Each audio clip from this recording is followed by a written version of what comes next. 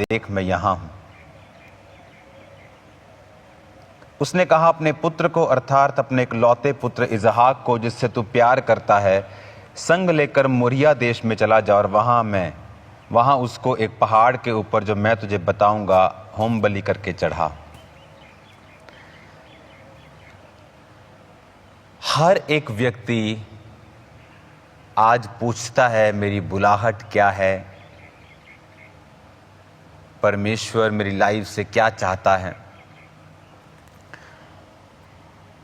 और मैं उनको बताता हूं कि इससे पहले कि आप ये जानें कि आप पास्टर हैं, आप प्रेरित हैं, आप इवेंजलिस्ट हैं या आप क्या हैं, इससे पहले आप ये समझें कि आपको परमेश्वर ने अपने साथ चलने के लिए, अपने शरीरों को बलिदान करके चढ़ाने के लिए और परमेश्वर की सिद्ध इच्छा को अनुभव से मालूम करने के लिए बुलाया है। आपको सबसे पहले परमेश्वर के साथ उसने चलने के लिए आपको बुलाया है। आदम जब बनाया गया तो कोई उसे पास्टर नहीं बनाया था, परमेश्वर ने एक आदम बनाया था जो उसके साथ संगति करेगा। आदम पाप में गिरा, उसके द्वारा जगत फैला, तो परमेश्वर ने आज पास्टर्स प्रेरित ठहराए कि वो लोगों को सुसमाचार दे सकें कि वो लोग बचाए जाएं। लेकिन जो प्राइमरी पर्पस था आदम को बनाने का, वो था कि वो परमेश्वर के साथ संगत रखे, उसके साथ संगति करे। अब जब आप परमेश्वर में चलते हैं, आप जब खुदाबंद में चलना स्टार्ट करते हैं और परमेश्वर आपकी लाइफ में बड़े बड़े वायदे करता है। अब्राहम के साथ उसने वायदा किया कि तू आशीष का मूल होगा, जो तुझे कोसेंगे मैं उन्हें श्राप दूंगा। और परमेश्वर ने उसे एक बड़ी जाति का पिता और उसकी पत्नी को बड़े नेकों राजकुमारों की माता होने के लिए, आकाश के तारों और समुद्र के किणकों, बालू के किणकों की तरह उसके वंश को बढ़ाने के लिए परमेश्वर ने उसे बुला लिया। It was a big calling, इतना बड़ी बुलाहट। लेकिन बाइबल ऐसा कहती है कि जब परमेश्वर ने 25 साल की उसकी प्रार्थनाओं के बाद, 24 साल की उसके मेहनत के बाद परमेश्वर ने कहा अब्राहम मेरी उपस्थिति में चलता जा और सिद्ध होता जा, कि जो मैंने तुझे दिया देने वाला हूं उस पहले तुझे मेरे साथ चलना होगा और मेरी उपस्थिति में चलना होगा और सिद्ध होना होगा। क्या आज आप परमेश्वर की उपस्थिति में चलते हैं? क्या आपने आज इस हफ्ते परमेश्वर की उपस्थिति में समय को बिताया? क्या आप परमेश्वर के संग चले? अगर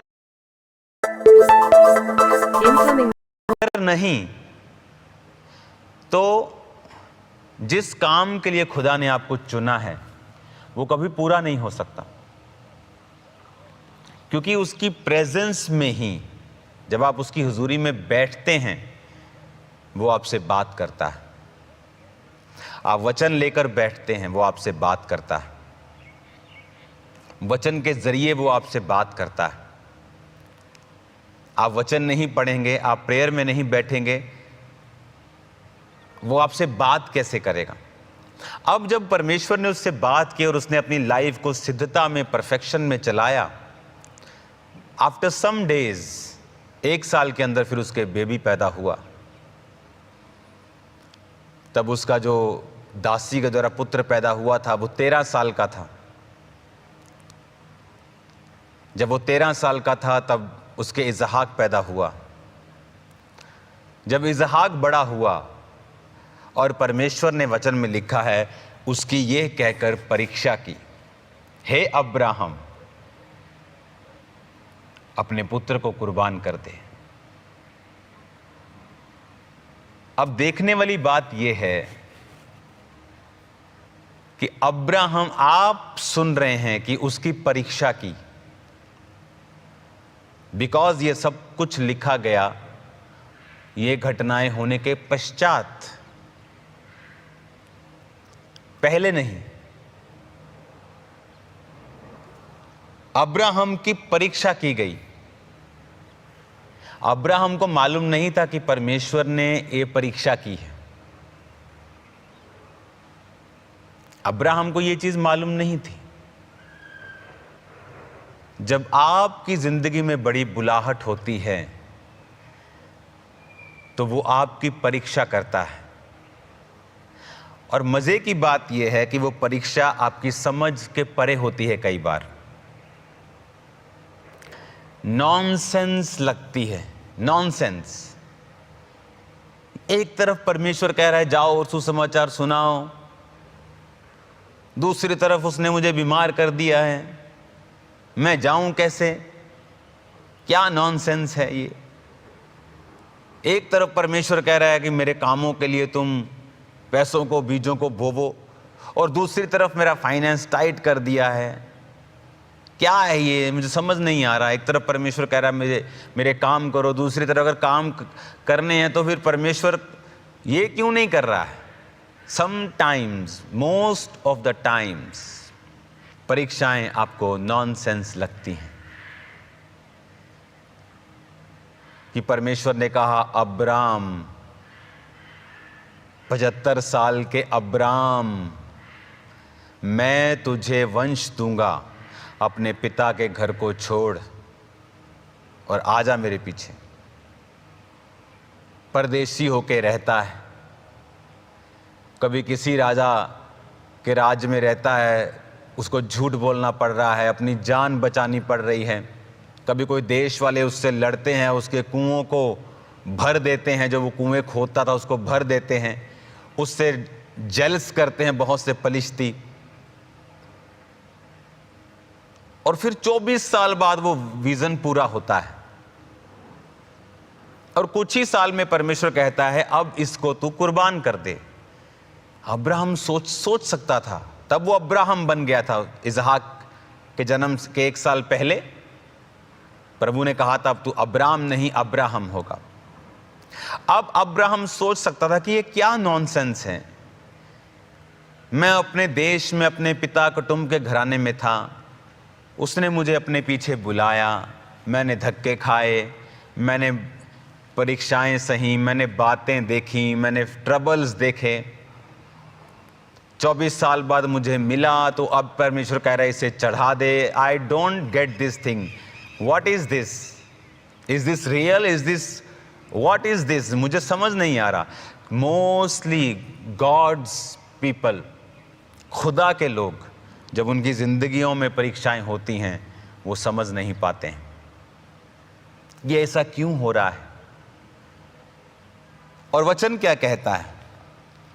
अब्राहम तड़के उठा, 3 आयत में लिखा है, गधा लिया, सेवक लिए 2, इसहाक लिया, लकड़ी चीरी, और लिखा उस स्थान की ओर चल पड़ा। अब जब तीसरे दिन उसने देखा पहाड़ आ गया, उसने सेवकों को कहा तुम रुको, मैं और मेरा बेटा जाते हैं। नहीं तो अगर सेवक को वो साथ ले जाता तो जब वो कुर्बान करता तो सेवक ही लोग कहते मालिक मालिक आप थोड़े पागल हो गए हैं क्या, क्या हो गया आपको, ये आपको 24 साल बाद मिला है, आप अभी 110-15 साल के हो गए हैं, आप ये आपका एक लौता बेटा आप कुर्बान कर रहे हैं, लगता है आपको मेंटल कोई इशू हो गया आपको। इसलिए उसने कहा इनको यहीं रहने दो। सारा को भी आई थिंक मालूम नहीं होगा, लेकिन उसने लकड़ी चीरी और बेटे को ले गया। और बेटे ने कहा कि भेड़ कहाँ है बाप? उसने कहा खुदा इंतजाम करेगा। और वचन क्या कहता है? 9 आयत में लिखा, जब वो स्थान पर पहुंचे जो खुदा ने उसे बताया था, तो अब्राहम ने वहां एक वेदी बनाकर लकड़ी को चुन चुन कर रखकर अपने पुत्र इसहाक को बांध कर वेदी की लकड़ी के ऊपर रखा, और हाथ बढ़ाकर छुरी को लिया कि अपने पुत्र को बलि करे। और यहोवा के दूत ने स्वर्ग से उसको पुकार कर कहा, हे अब्राहम अब्राहम। उसने कहा देख मैं यहाँ हूँ। उसने कहा इस लड़के पर हाथ मत बढ़ा, ना कुछ कर, क्योंकि तूने जो अपने पुत्र वरन अपने इकलौते पुत्र को भी नहीं रख छोड़ा, इसलिए मैं जान गया हूं तो प्रभु का भय मानता है। हालेलुया। समझने वाली बात है ये कि तूने जो अपने इकलौते पुत्र को भी रख नहीं छोड़ा, इससे मैं जान गया हूं कि तू मुझसे प्रेम करता है और मेरा भय मानता है।